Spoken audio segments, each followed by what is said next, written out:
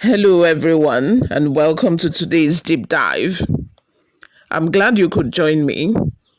Today, we are talking about something that eats right at the core of Nigerians' democracy: elections. Yes, elections.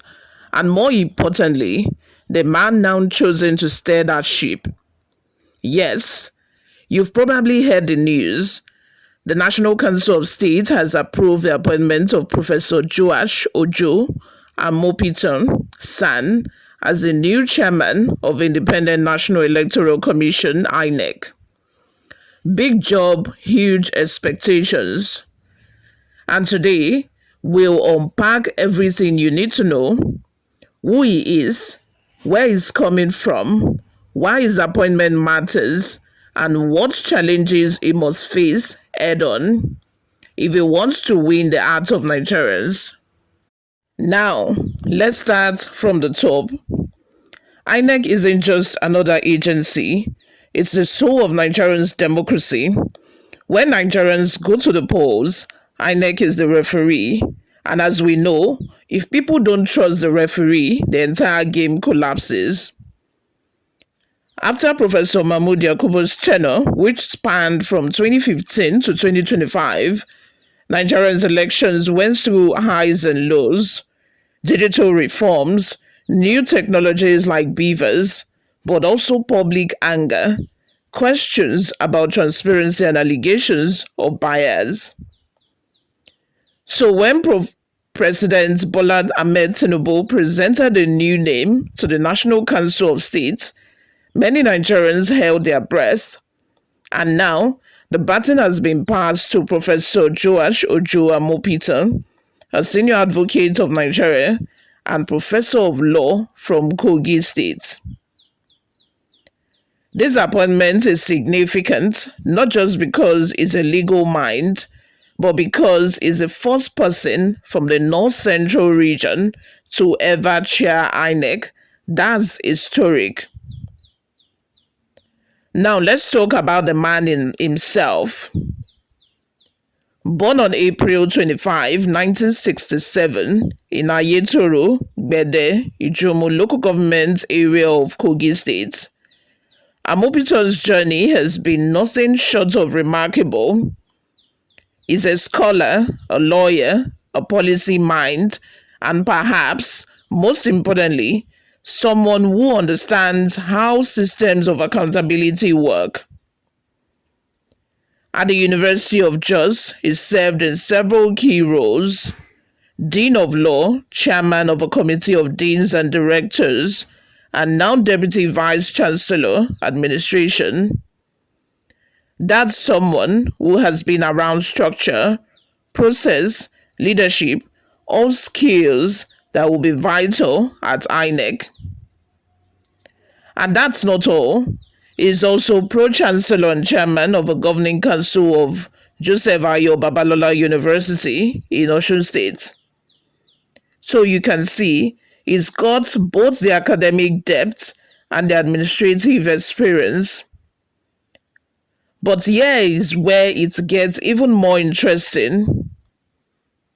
Professor Amupitan became a senior advocate of Nigeria's SAN in 2014, a recognition reserved for legal minds of the highest caliber.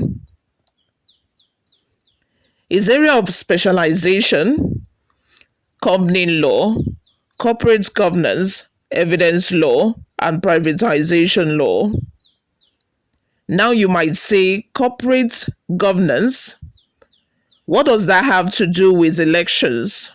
Well, a lot. Governance is about systems, accountability, and integrity. Exactly what INEC needs right now. He's also a published author.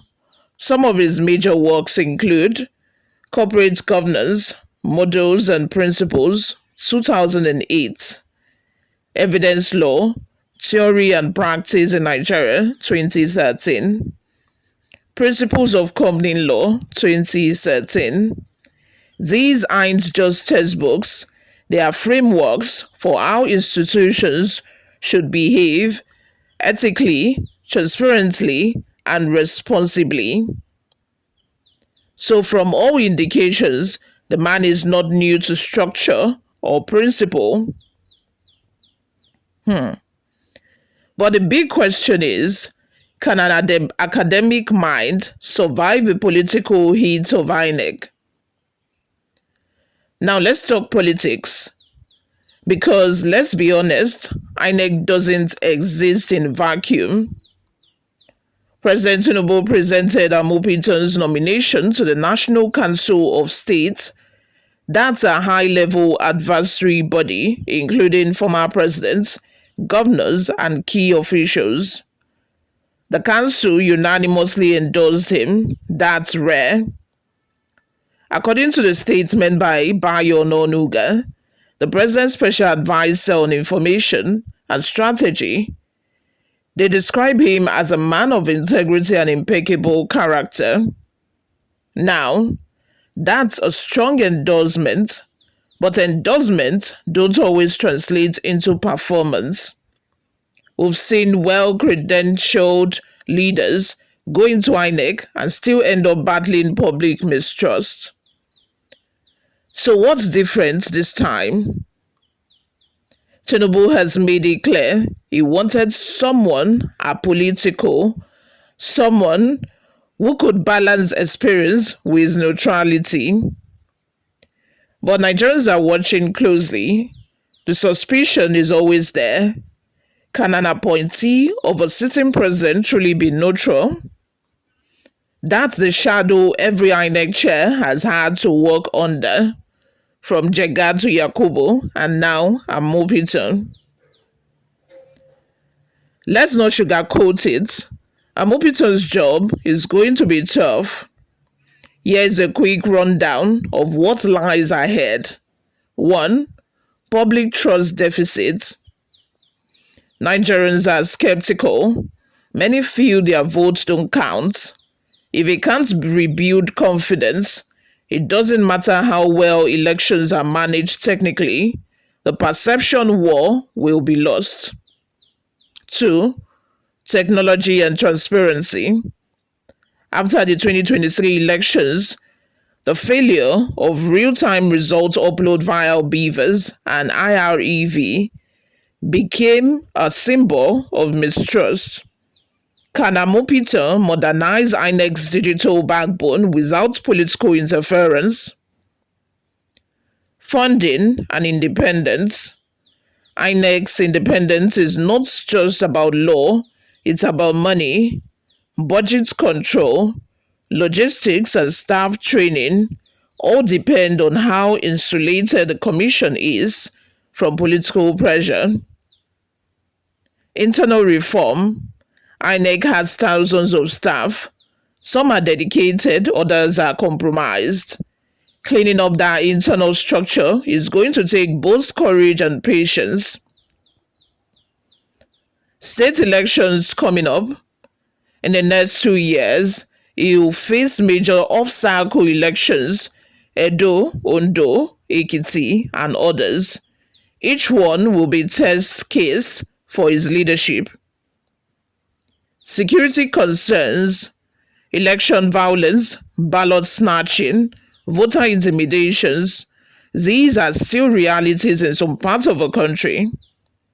He will need to work closely with the police and security agencies to ensure fairness without militarizing the polls. So yes, this is not a ceremonial position, it's a minefield. Now let's flip the question, what can Professor Amupitan do differently? First, speak directly to Nigerians. Communication matters. Mahmoud Yakubu often came across as distant, technical, yes, but rarely emotional. Amupitan must build bridges, not walls. Second, rebuild transparency through small wins. Publish staff postings, procurement details, logistics updates, make INEC's internal workings visible. Nigerians appreciate openness.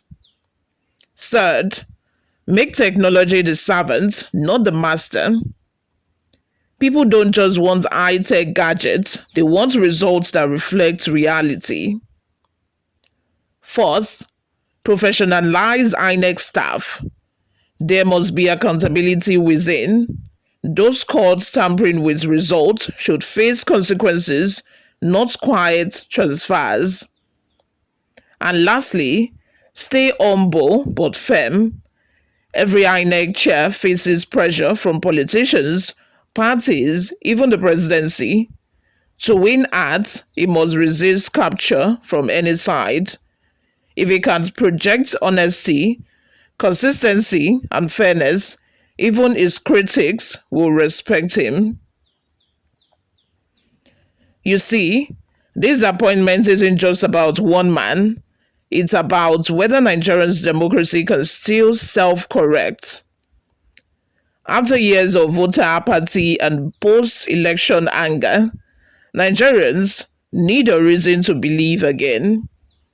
Professor Amupitan's success will not just be measured by peaceful elections, but by whether people feel heard. And that's where his background as a scholar could help.